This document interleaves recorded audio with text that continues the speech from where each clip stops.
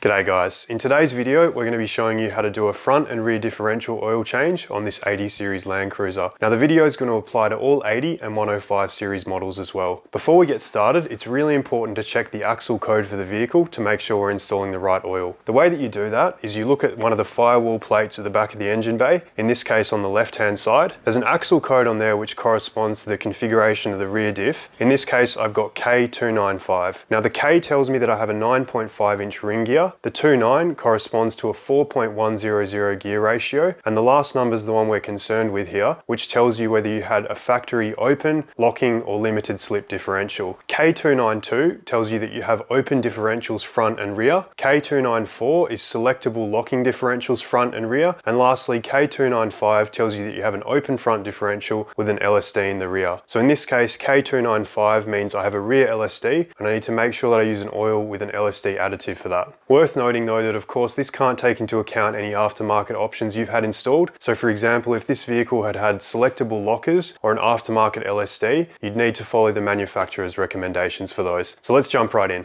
We'll quickly run through all the tools and parts we need to do the job. You can check out the description below for a full list along with timestamps if you'd like to skip ahead. We'll need a drain pan with a minimum capacity of 4 litres and some sort of pump for getting the oil up into the diffs. We find that the Tom Thumb hand pump by STM works really well. We'll need some safety glasses and some nitrile gloves for protection, and a socket set with a 24mm socket and a torque wrench that's accurate for 36 foot-pounds or 49 newton meters. We've got a flathead screwdriver and some brake and parts cleaner and paper towel for cleaning up any mess. For the parts we're going to be installing, you'll need 4 drain and fill plug gaskets to do both differentials. There's the part number from Toyota.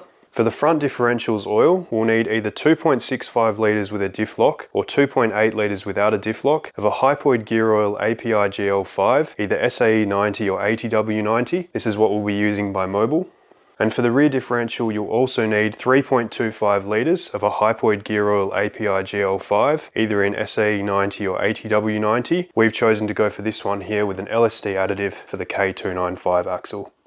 It's best to do this when you've just driven the car because the warm oil is going to flow out more easily. As always, we've chocked the wheels before we get underneath the vehicle. We're going to start with the front differential, which is located in between the 2 front wheels. You've got the fill plug on the front of the housing and the drain plug underneath. And we always start with removing the fill plug first, and there's 2 reasons for that. The first is that's going to allow the air to flow in as oil flows out, which gives you a nice smooth flow. And secondly, if you drain the oil first and then you have issues getting the fill plug off, you've got a problem. So take your 24mm socket on your socket wrench and we're going to crack that fill plug.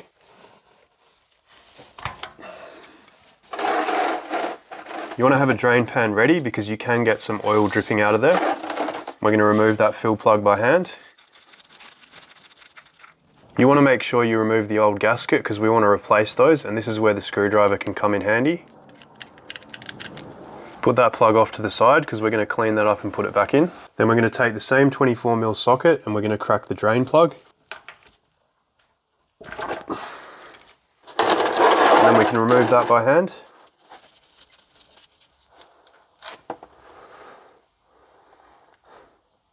While that oil is draining, it's a good opportunity to inspect it for signs of contamination, and in particular on the drain plug it's got a magnet on the end that allows you to see if any metal fragments have stuck on there, which can give you a sign of wear inside the diff or axle housing. So again, we're going to remove that old gasket, throw that one away, and we're going to clean up that plug so that we can reuse it. Now in the front axle, it's normal for the oil to look a little bit black, but if it's starting to get very thick and particularly dark, that can be a sign that you've got lots of molybdenum grease leaking past the inner axle seal in your steering knuckle and mixing with that diff oil. And if that's the case, you might need to look at doing a swivel hub rebuild, and we've got a separate video on that if you'd like to check it out. Once that's had a good chance to drain, I'm going to give it a wipe with some paper towel. And then we'll thread in the cleaned up drain plug with a new gasket by hand. And then we're going to take the 24mm socket on the torque wrench and do the drain plug up to 36 foot-pounds, which is 49 newton meters. Might take a few winds because you've got to crush that new crush gasket down.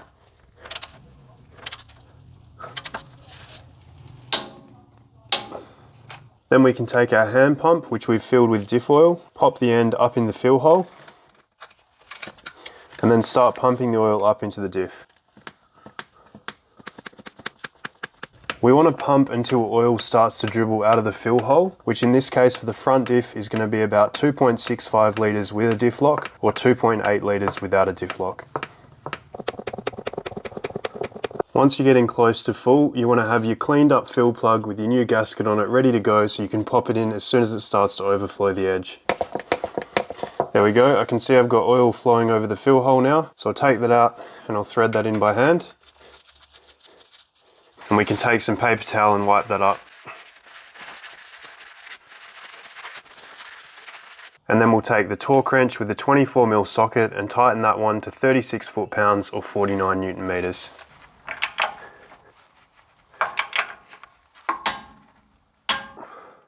When it comes to disposing of your waste oil, in a lot of cases you'll be able to put it into your empty oil cans and take it to your local auto parts store and they'll dispose of it for you. Onto the rear differential now, and the process is going to be very similar to for the front. You've got your rear diff housing located between the two rear wheels. You've got your filler plug facing towards the back of the car and your drain plug at the bottom here. We're going to start by taking the 24mm socket and removing the filler plug. Just mind the handbrake cable. Once you've cracked that, you can remove it by hand. And as before, you want to remove those old gaskets and throw them away. Then we'll take that same 24mm socket and remove the drain plug.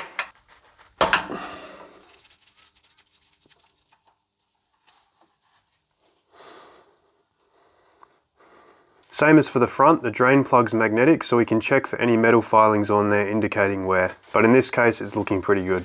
If you find that your oil's looking a little bit milky, that can be a sign that water's getting in there. And one of the main reasons that could be happening is due to a clogged diff breather. So both the front and rear axle housings have factory breathers, which are there so that when the oil heats up while you're driving, it allows air pressure to vent through the top. But unfortunately, they're not particularly high up in the vehicle. So if you do some off-road work, they can become clogged. We've got a separate video on how to install extended diff breathers that raises them up higher in the engine bay. And that's a really good way of ensuring that your diff oil is going to last a long time. Once that's had a good chance to drain, we'll give it a quick wipe with some paper towel.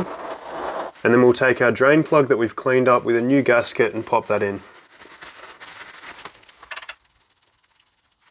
Then we'll take our 24mm socket on the torque wrench again and tighten that one up to 36 foot-pounds or 49 Newton meters.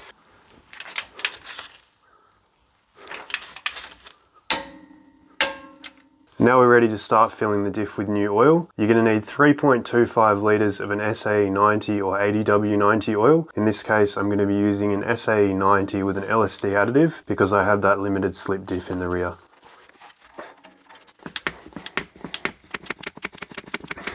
So similar to the front, once you're getting close to that 3.25 litres, make sure you've got your cleaned up fill plug with your new gasket ready to go. There we go, that's just starting to overflow. We'll pop that fill plug in. Once that's in loosely, we can wipe away the oil. And then same as for all the other plugs, 24mm socket, torquing it up to 36 foot-pounds or 49 Newton meters.